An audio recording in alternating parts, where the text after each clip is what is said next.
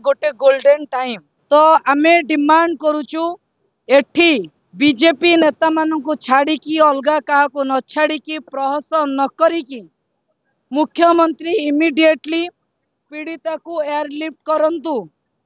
Doctor कहवा अनुसार 60% रु अधिक से जली जाइछि तो तार आउरी भल चिकित्सा पाई उत्तम चिकित्सा पाई तार ए गोल्डन टाइम ता लाइफ रे केबे फेरिबनी ता जीवन रे केबे फेरिबनी।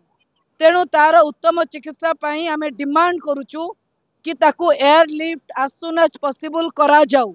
ए अपारग सरकार अपारग पणिया आउ आगे आमे देखिबा अवस्था रे नाउ हमर धैर्य नाही। एठी आमे 2-3 दिन तळे सौम्याश्री रो डेड बॉडी सांगरे नेकी जाइतिलु से धैर्य नाही आउ गुटे झियो को से अवस्था रे देखिबा को। तेणु हमर demand immediately as soon as possible सरकार आकू दिल्ली एयरलिफ्ट करंतु एटा हमर डिमांड रहिला। Thank you.